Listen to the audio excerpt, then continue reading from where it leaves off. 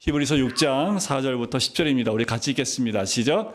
한번 빛을 받고 하늘의 은사를 맛보고 성령에 참여한 바 되고 하나님의 선한 말씀과 내세의 능력을 맛보고도 타락한 자들은 다시 새롭게 하여 회개하게 할 수 없나니 이는 그들이 하나님의 아들을 다시 십자가에 못 박아 드러내놓고 욕되게 합니다.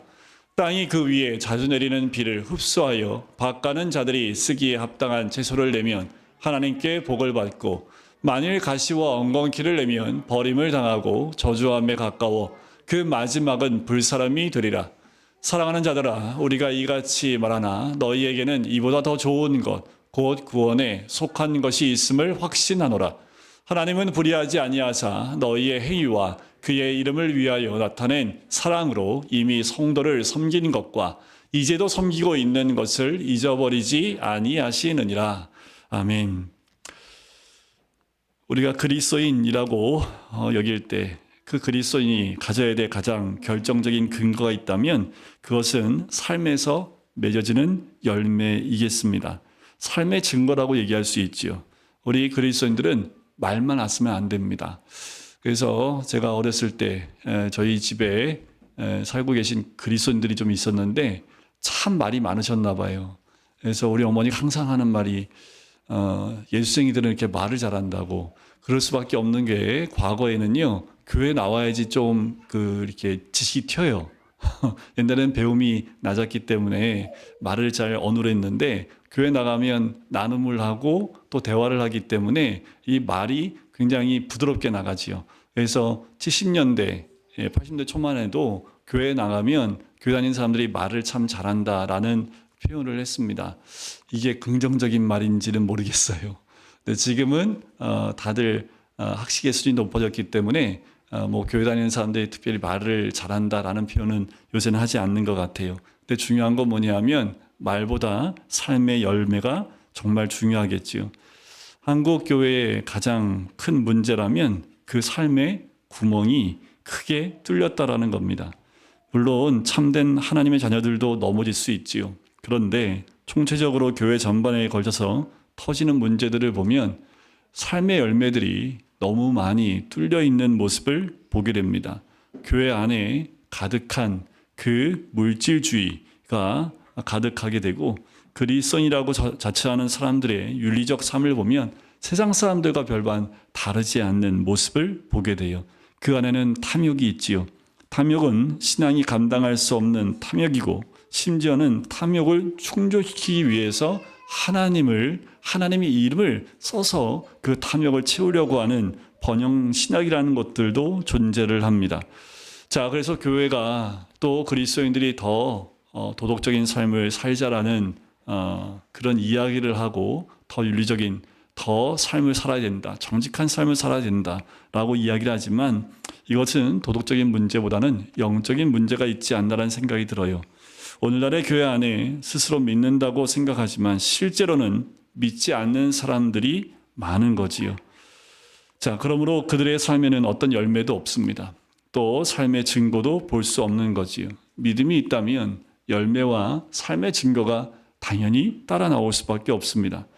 이런 영국에서 그리스도인의 삶 속에서 맺어지는 참된 열매를 보는 것, 이제는 어쩌면 이 시대에 흔히 볼 수 없는 사건이 되지 않았나라는 생각이 들어요.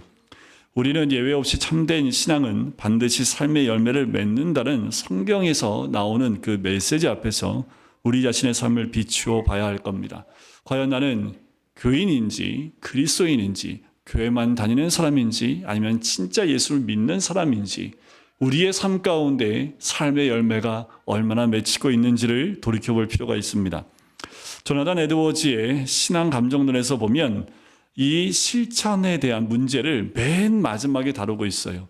왜냐하면 참신앙, 그러니까 참된 믿음의 모든 결정체가 이 열매에 있기 때문에 표지 중의 표지라고 할 만큼 강조를 하고 있습니다. 참된 신앙의 믿을 만한 증거들은 다 이 열매를 통해서 외적으로 확증되기 때문에 그래요. 구체적으로 열매의 문제는 조나단 에드워즈가 언급했듯이요. 먼저 이웃과 형제에게 그 믿음의 신실성을 입증해주고 둘째로는 자기의 양심에도 뚜렷한 확실한 증거를 주게 됩니다. 내가 그리스도인이라면 내 안에 확신에 찬 증거들이 내 안에 있어야 된다는 거지요. 주님께서는 열매로 거짓 선자를 분별하라고 분명히 말씀하셨습니다. 더 나아가서 주님은 또한 착한 행실로 그리스도인들이 세상 앞에 빛을 비춰야 된다라고 말씀도 하셨지요. 착한 행실로 한국교회는 적어도 이 행실에 대한 부분에서 많은 것, 실패하고 있는 부분들이 많은 것을 또 볼 수가 있지요. 오늘 우리가 읽은 본문도 그것을 가르쳐 줍니다. 근데 4절부터 6절까지 나오는 그 메시지의 말씀을 보면 난의 구절이라고 분류할 수도 있지만 실제로 히브리서가 기록된 목적을 보면 난의 구절이라고 할 수 없지요. 특별히 배교자가 많았던 1세기 유대인 공동체의 교회를 향해서 쓰인 이 히브리서는요, 남아있는 신자들이 그 믿음에서 흔들리지 않도록 격려하고 소망을 주기 위해서 쓰여진 책이 히브리서입니다. 이 구절들이 말하는 사람들은 이미 구원을 받았다가 신앙을 버림으로써 구원이 취소된 사람들이 아닙니다. 이럴 수 없어요. 하나님이 한번 택한 백성은 하나님이 놓지 않으시기 때문에 믿었다가 그 믿음에서 떨어져 나가 이제 구원이 취소된 사람들이라고 볼 수 없다라는 거예요. 물론 이들은 공식적으로 사람들 앞에서 회개도 했고 세례를 받았고 성찬에도 참여했습니다. 여러분들 지금 제가 말씀드린 이것은 초대교회 가운데 굉장히 중요한 그리스도인의 표지입니다. 왜냐하면 당시에 공개적인 회개와 세례와 성찬을 다 참여하기 위해서는 굉장히 오랜 동안의 성경 공부와 그리고 점검들이 들어갔기 때문에 이 단계에 나갔다라는 것은 누구나 봐도 저 사람은 그리스도인이라고 할 만한 것들이 회개와 세례와 성찬이었습니다. 그리고 그 사람들은 모든 교회의 은혜의 자리에 머물러 있었던 사람들이에요. 사람들이 모두 인정할 만한 신앙을 가진 사람들이었을지도 몰라요. 그런데 어느 날 그들이 배교해버린 거지요. 지금 이 히브리서 기자는 그것을 설명하고 있는 거예요. 한번 빛을 받았다라는 그 말은 초대교회에서 회심과 세례를 의미하는 관용적인 용어로였다는 점에서 세례를 받았다는 말로 이해할 수 있습니다. 한번 빛을 받았다. 또 하늘의 은사를 맛보았다라는 말은 성찬에 참여했다라는 것을 좁게는 이해할 수 있으나 빛을 받고 하나님의 은사를 맛보았다는 표현을 묶어서 그들이 명백한 회심의 증거를 보였다라는 거지요. 그들은 성령을 가진 사람으로 간주되기도 했습니다. 그래서 성령에 참여한 바 되고라는 표현을 쓰고 있는 거지요. 그런데 이런 표현들을 통해서 이미 배교했던 이 사람들, 배교자가 된 이 사람들이 교회, 초대교회 가운데 어느 정도의 위치에 있는 사람인지를 짐작해 볼 수 있어요. 그들은 하나님의 선한 말씀과 내세의 능력을 맛보기도 했습니다. 그들은 말씀을 통해서 은혜를 받는 모습도 보였을 겁니다. 그들 중에는 아마 리더들도 있었을 것이고 그들은 의심할 수 없는 사람들이었을 거예요. 그런데 그들이 배교를 한 거죠. 그러니 교회 안에 남아있는 사람들의 믿음이 얼마나 혼란스럽고 흔들렸을까라는 것을 짐작해 볼 수 있습니다. 지금까지 그들을 볼 때 그들에게는 많은 성도됨의 증거들이 있었습니다. 그런데 정작 가장 중요한 게 뭐예요? 열매, 실천, 즉 겉으로 드러나는 외적 행위에서 결정적으로 그리스도를 부인함으로써 신앙의 자리를 떠난 거지요. 그간 그들이 보였던 신앙의 모습들은 사실상 참된 신앙으로부터 나온 것이 아니었음을 그 모습으로 보여주고 있는 거지요. 배교한 그 결과물을 통해서 그들이 교회에서 신앙생활했던 모든 것들이 참이 아니었다라는 것을 이야기해주고 있는 거죠. 이것이 히브리서 기자가 말하고 있는 논점입니다. 그들은 자신들의 배교로서 하나님의 아들을 다시 십자가에 못 박아 드리게 놓고 욕되게 한 것입니다. 그래서 이 타락한 자들은 다시 새롭게 하여 회개할 수 없다고 말하는 거예요. 근데 이것도 엄밀히 보면 그들은 회개하지 않은 사람입니다. 구원받은 적이 없는 사람으로 보는 것이 더 맞아요. 예수는 다시 십자가에 못 박는 행위를 한다라는 그 말 표현에서 우리는 굉장히 마음의 부담감이 크지요. 혹시나 나도 세상 가운데 있는 사람들에게 혹시나 내가 잘못된 모습을 통해서 예수님을 욕되게 했다면 내가 예수님을 다시 십자가에 못 박는 그와 같은 일을 한 것 아닌가라는 생각을 할 수 있겠지요. 하지만 여기에 있는 배교자들은 그 단계가 아니에요. 그냥 그거 생각 없이 그냥 배교해버린 사람들이라는 거지요. 그러니 이들에게는 중생하지 않았고 회심하지 않았음이 확실합니다. 그러니까 아무튼 헷갈릴 필요가 없습니다. 중요한 건 뭐예요? 우리가 교회 안에서 믿음의 안에서 했던 모든 것보다 삶에서 드러나는 열매가 없다면 이거는 우리의 삶에도 여러분들 경종으로 깨어 있어야 될 부분이지요. 어떤 분들은 이 6절에 다시 회개하게 할 수 없나니라는 말씀을 들을 때 두려움이 올 수밖에 없지요. 어쩌면 예수 믿는 사람들은 이 히브리서 말씀을 읽을 때 저마다 약간의 두려움이 들어올 수 있지요. 회개할 수 없는 단계에 가면 구원이 없다라는 거거든요. 히브리서 기자는 계속해서 이 문제를 설명합니다. 7절과 8절인데 이 말씀의 요지는 뭐냐면 열매를 말하고 있는 거예요. 결국 앞에서 4절부터 6절에서 말한 그 사람들은 다른 신앙적 모습들이 많이 있었지만 결국 뭐가 없었어요? 열매가 맺어지지 못한 사람들이었다라는 거지요. 근데 비가 없었느냐 하면 말씀을 보니까 비도 내렸어요. 농부가 열심히 밭을 갈지 않는 것도 아닙니다. 그럼에도 불구하고 농부가 바라는 열매가 없어요. 뭘 냈어요? 엉겅퀴가 나와요. 채소가 나와야 되는데 가시와 엉겅퀴만 낸 거지요. 그러면 농부가 뭐 할까요? 싹 뒤집어 엎고 다 걷어들여 불에 태운다라는 거지요. 굉장히 무서운 말씀이기도 하지요. 우리 주님이 원하시는 건 뭐예요? 열매의 문제를 말씀해주고 있는 거예요.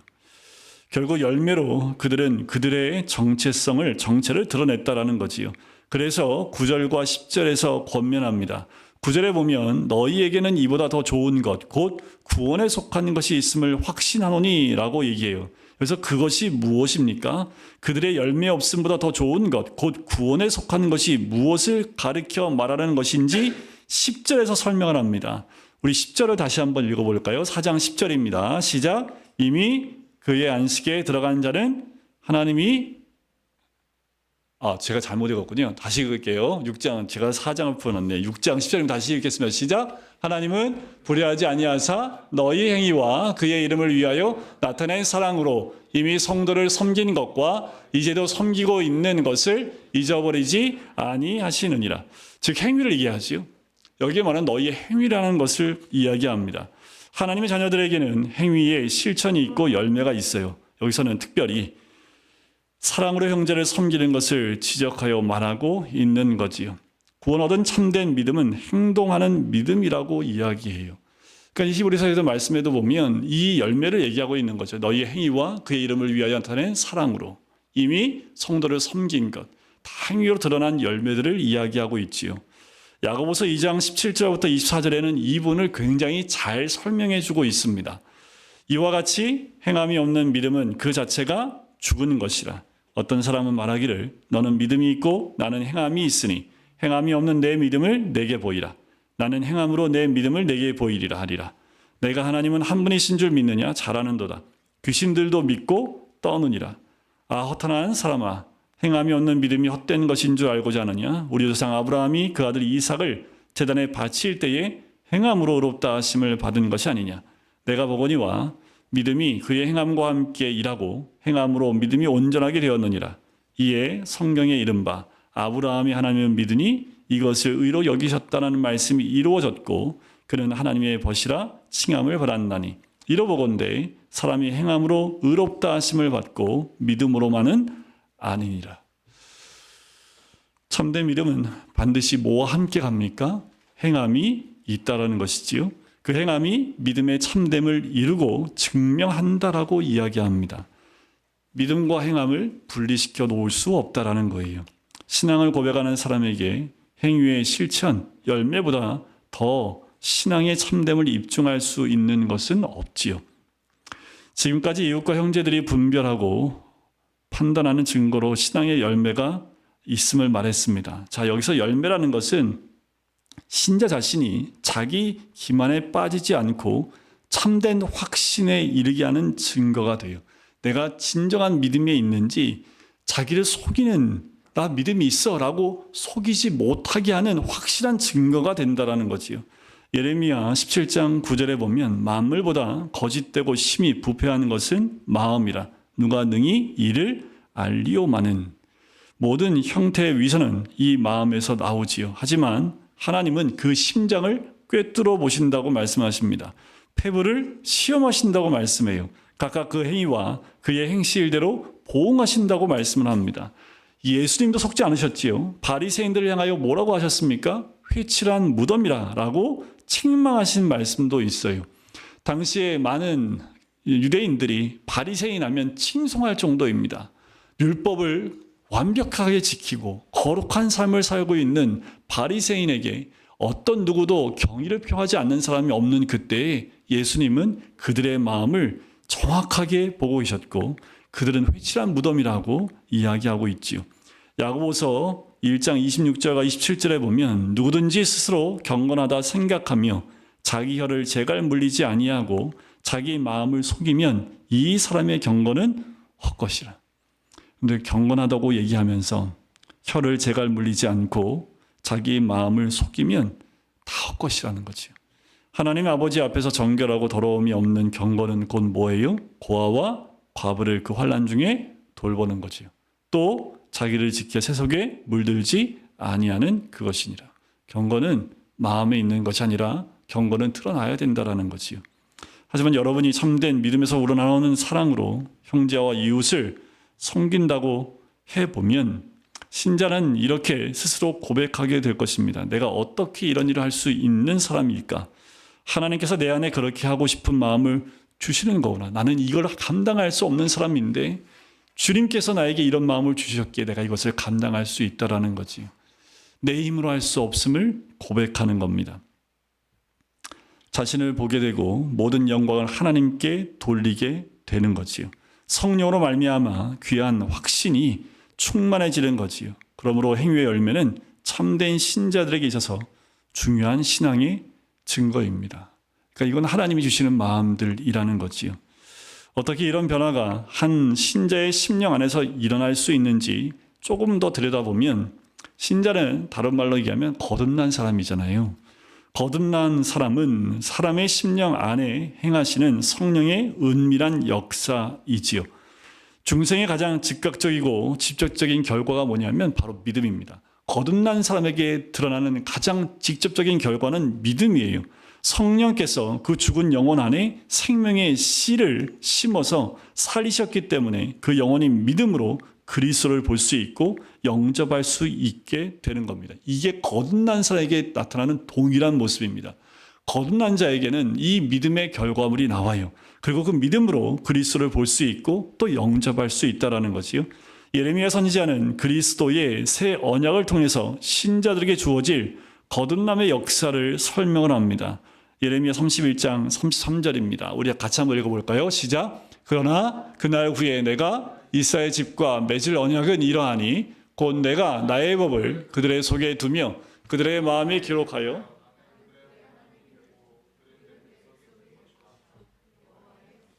자, 여기서 중요한 단어가 마음입니다.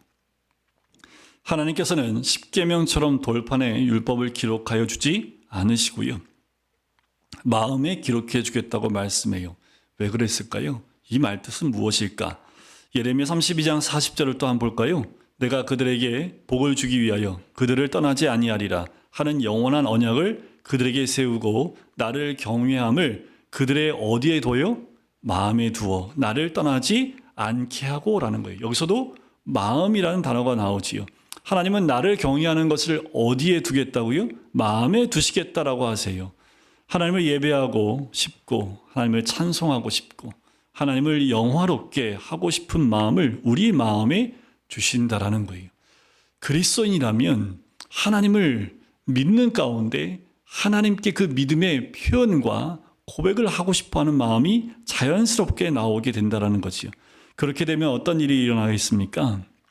죄인이 그 하나님을 떠나지 않게 될 것이라는 거예요.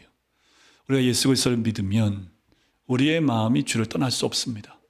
더 주님을 사모하고 가까이 할 수밖에 없다라는 거지요. 이스라엘 역사는 늘 하나님을 피하여 도망간 역사였지요. 그런데 하나님께서 하나님 경외함을 마음에 둔 사람들, 즉 거듭난 사람들은 하나님을 떠나지도 못하고 도망가지도 않는다라는 말이에요. 하나님을 더 이상 싫어하지 않고 하나님을 사랑하기 때문에 멀리하지 않는다라는 거지요. 구약의 예레미야가 이제 신약의 예수 그리스도의 이 땅에 오심을 바라보며 말씀해 주신 거예요. 이 시대를 살고 있는 우리들에게 우리의 마음 가운데 이 마음을 심겨주신 거듭난 사람들은 늘 주님을 가까이 하고 그 사랑의 고백을 하게 된다라는 거지요. 주님께서 또 이렇게 말씀하십니다. 요한복음 14장에 보면 예수께서 대답하여 이르시되 사람이 나를 사랑하면 내 말을 지키리니 내 아버지께서 그를 사랑하실 것이요 우리가 그에게 가서 거처를 그와 함께하리라. 나를 사랑하지 아니하는 자는 내 말을 지키지 아니하나니 너희가 듣는 말은 내 말이 아니요 나를 보내신 아버지의 말씀이니라. 사랑하면 사랑하는 사람의 말을 듣고 싶어집니다. 그죠? 여러분들 요새 뭐 부부 클리닉 같은 거 이렇게 그런 것들을 보면 말 듣고 싶어 하지 않아. 맨날 말하는 거 보면 서로 찔러대니까 말을 아예 안 하고 말을 듣고 싶어 하지 않더라고요. 냉랭해지면 말을 듣고 싶어 하지 않습니다. 그런데 하나님 음성 듣고 싶으십니까? 혹시나 하나님 음성 듣기가 두려우십니까? 하나님을 향한 마음이 우리에게 어떠한 모습인지를 그 모습을 알 수 있습니다. 주님은 그 말씀을 하는 것이고 또 중생이 그렇게 만든다고 얘기를 해요. 또 에스겔 36장 26절과 27절입니다. 또 새 영을 너희 속에 두고 새 마음을 너희에게 주되 너희 육신에서 굳은 마음을 제거하고 부드러운 마음을 줄 것이며 또 내 영을 너희 속에 두어 너희로 내 율례를 행하게 하리니 너희가 내 규례를 지켜 행할지라. 여기서도 마음이라는 단어가 나오지요. 중생하기 전에 우리가 가지는 마음을 어떤 마음으로 얘기를 해요? 굳은 마음입니다. 여러분들 죽게 대하여 굳은 마음이 있지 마십시오. 우리가 믿음 가운데 있으면 또 죽게 대한 굳은 마음이 아니라 부드러운 마음이 되어지면 사람을 대할 때도 부드러운 마음이 돼요. 그런데 믿음에서 떠나면 우리의 마음이 굳어짐을 통해서 사람을 대할 때도 마찬가지 굳은 마음이 될 수밖에 없습니다. 하나님이 이 마음을 제거하시고 새 마음, 부드러운 마음을 주시는 거지요. 여기서는 특별히 그 목적을 밝혀주세요. 이 말씀의 27절 후반부에 나오죠. 내 율례를 행하게 하리니 너희가 내 규례를 지켜 행할지라. 이것이 중생의 거듭남의 목적이지요.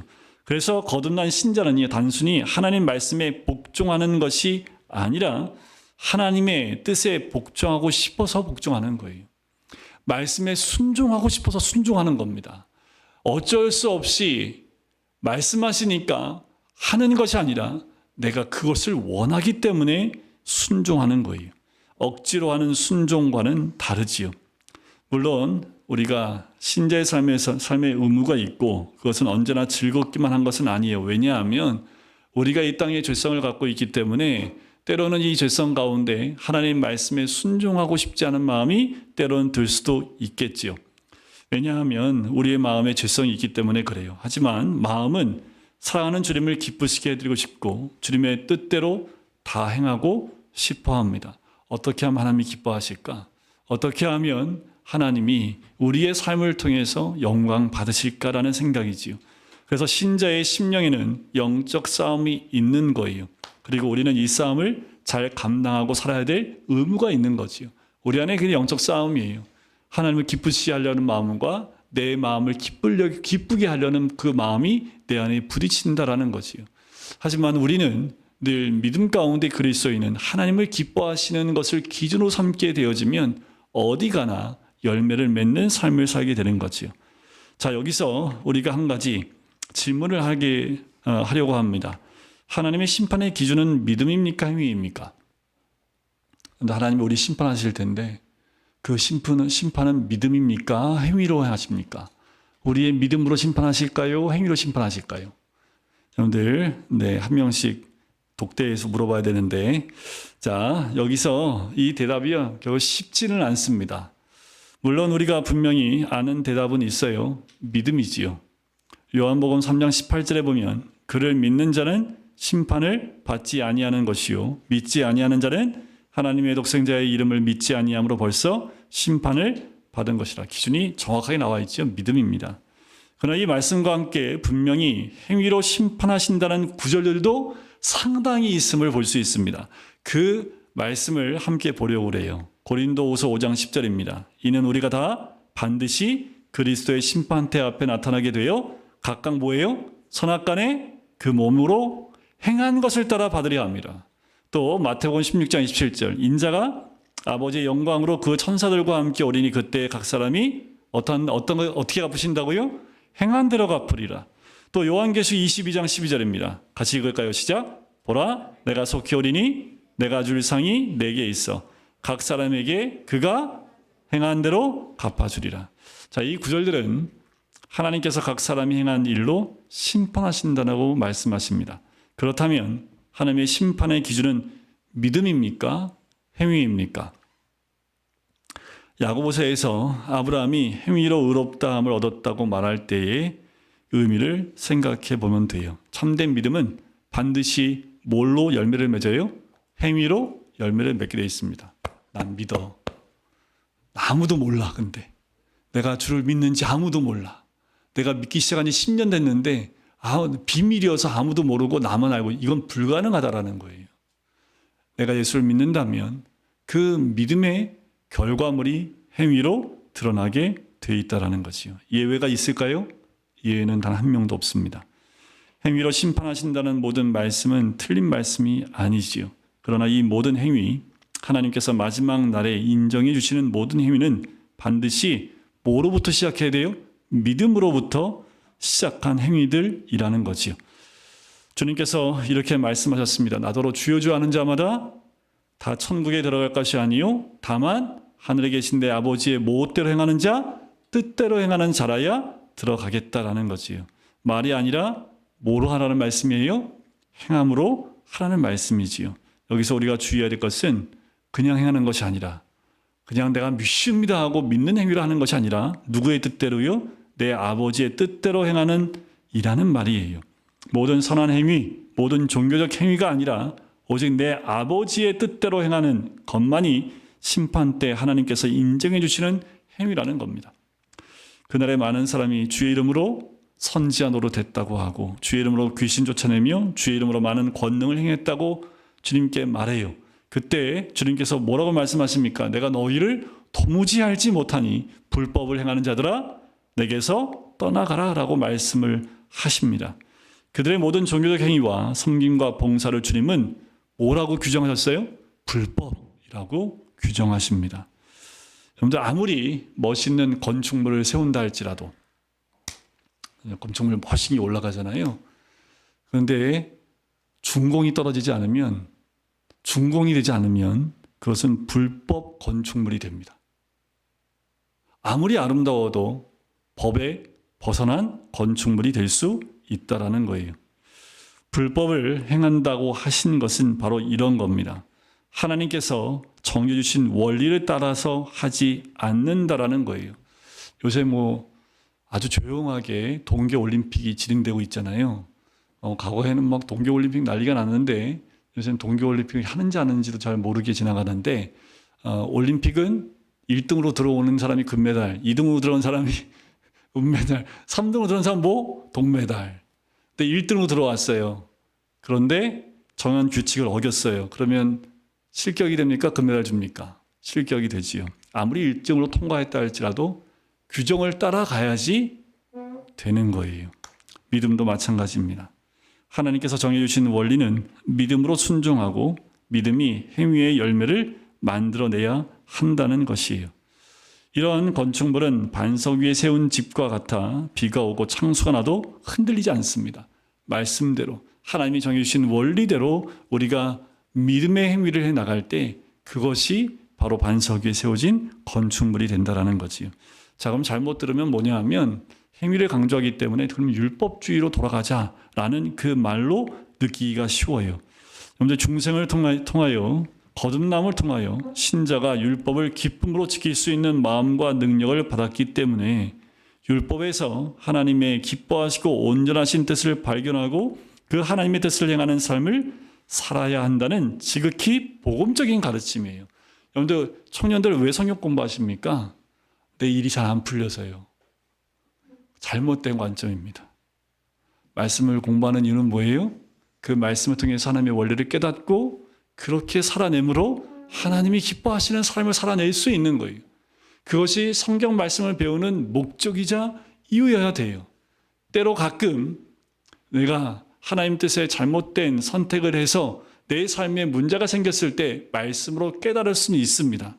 근데 성경 공부의 목적이 거기에 있으면 이건 또 하나님이 기뻐할 수 없는 거지요. 그러므로 모든 하나님의 자녀들은 자신들의 믿음을 말로 증거할 뿐만 아니라 행동과 실천으로 증명하도록 부르심을 받았다는 사실을 우리는 반드시 알아야 합니다. 우리 그리스도인들은 가는 곳마다 하나님 나라가 이루어지는 이유가 여기에 있어요. 하나님의 백성들이 가는 곳마다 하나님 나라가 이루어지는 이유는 하나님의 원리와 방법대로 살아가기 때문에 그 사람을 통해서 하나님이 드러나시기 때문에 그렇습니다. 우리는 행위가 아니라 믿음으로 의롭다함을 받았음을 믿습니다. 성경은 이 믿음이 만들어내는 행위로 하나님께서 심판하신다고 말씀을 해요. 성경은 행위와 실천의 문제, 열매의 문제를 결코 가볍게 다루지 않아요. 그러니까요, 우리가 믿음만 강조하는 것이 아니라 믿음을 통해서 드러나는 삶의 열매들도 우리 삶에 굉장히 중요하다는 거지요. 은혜를 얻기 위해서 행위를 하는 것이 아닙니다. 무한한 은혜를 받았기 때문에 우리는 행동하고 순종하고 또 하나님 뜻을 실천하고 열매를 맺으려고 애를 쓰는 거예요. 이게 굉장히 중요합니다. 우리는 이미 하나님께서 주신 가장 큰 은혜를 누린 사람들이에요.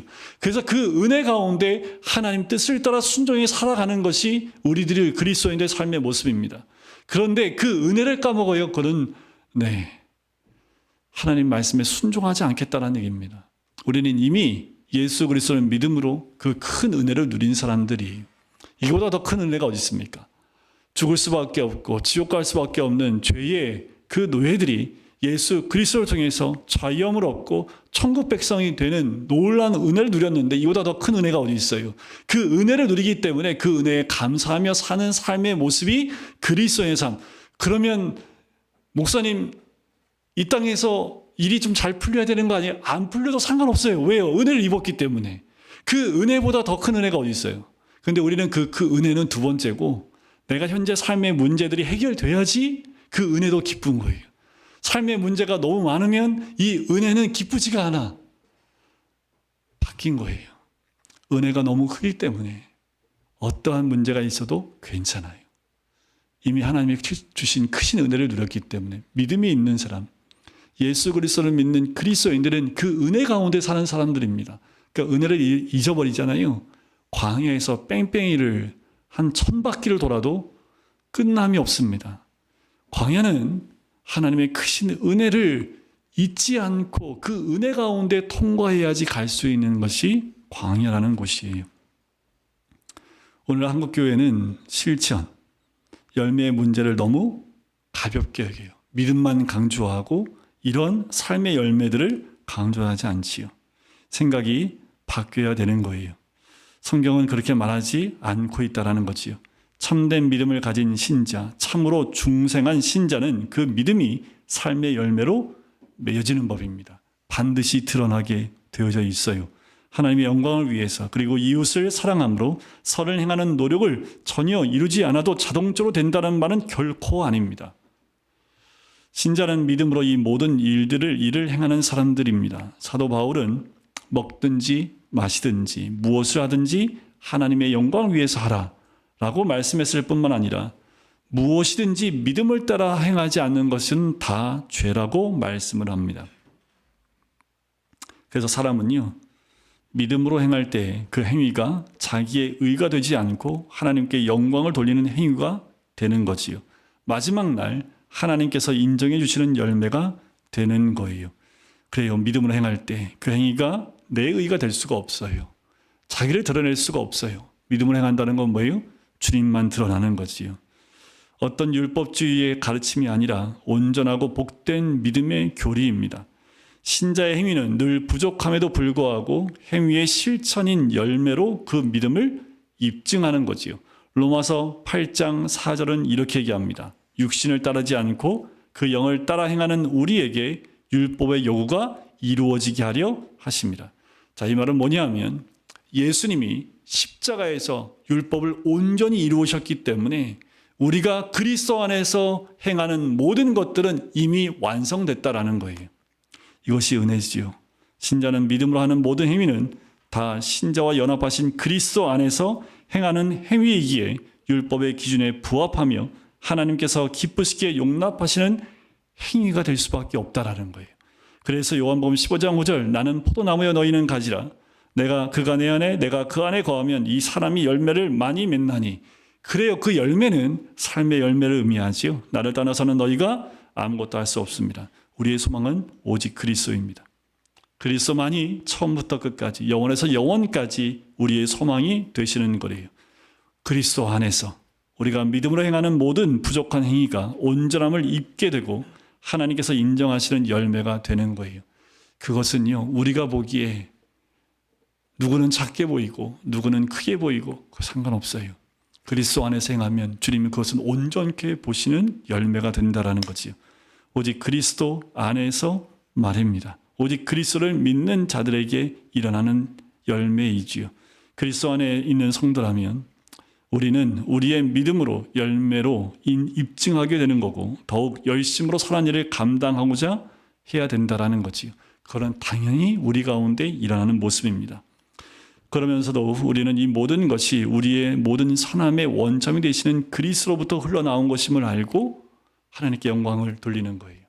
나에게서부터 비롯된 것이 하나도 없기에 오직 그리스도로부터 흘러나오는 것이기 때문에 하나님께 영광을 돌리게 된다는 거지요. 19세기 복음의 전도자 D.L. 무디가 이렇게 얘기합니다. 잘 들어보세요. 10명 중에 한 사람은 성경을 읽을 것이다. 그리고 나머지 9명은 그리스도인들을 읽고 있을 것이다. 다시요. 10명 중에 한 사람은 성경을 읽을 것이다. 그리고 나머지 9명은 그리스도인들을 읽고 있을 것이다. 여러분들 성경 읽고 계십니까? 나머지 사람들은 여러분들을 보고 성경을 읽고 있습니다. 하나님은 이걸 원하시고 계시는 거지요. 우리가 성경 말씀을 믿고 있다면 우리를 통해서 사람들이 성경을 접하게 되는 거예요. 아직 구원의 은혜를 누리지 못하는 분들에게 열매를 맺는 삶을 살 수 있도록 믿음을 달라고 또 거듭남의 은혜를 달라고 하나님께 구하는 것은 반드시 필요합니다. 아직 그 은혜를 누리지 못하셨나요? 그 은혜를 누리셔야 합니다. 아직 그 크신 은혜를 누리지 못했다면 하나님께 구하셔야 돼요. 마지막 날에 내가 너희를 도무지 알지 못하니 불법을 행하는 자들아 내게서 떠나가라 라는 그 말을 듣기 전에 구원의 은혜를 달라고 구해야 합니다. 그리스도만이 인간의 유일하고 참된 만족이 되시기 때문에 그래요. 18세기 복음 전도자였던 존 웨슬리의 말로 마무리를 하려고 합니다. 이렇게 존 웨슬리는 얘기해요. 할 수 있는 모든 수단을 사용해 할 수 있는 모든 방식으로 할 수 있는 모든 곳에서 할 수 있는 모든 때에 할 수 있는 모든 사람에게 할 수 있는 한 할 수 있는 모든 선을 행하십시오.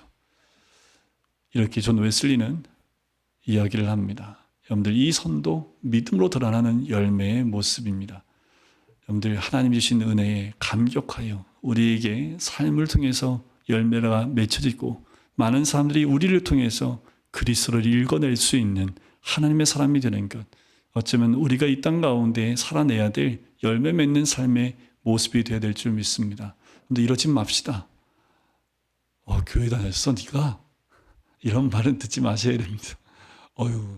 교회 다니는지 몰랐네 라는 말은 제가 회사 다닐 때 그렇게 말을 듣는, 또 군대에 있을 때 그렇게 말을 듣는 사람들을 옆에서 많이 봐서 그만큼 여러분들 그리스도인이라는 또 예수를 믿는 사람들의 삶이 어떤지를 우리가 삶에서 드러내지 못하면 그 말들을 우리가 들을 수 있다는 것이요. 여러분들 삶에서 하나님 주시는 그 열매를 맺는 귀한 은혜 누리시기를 주님의 이름으로 간절히 축원드립니다.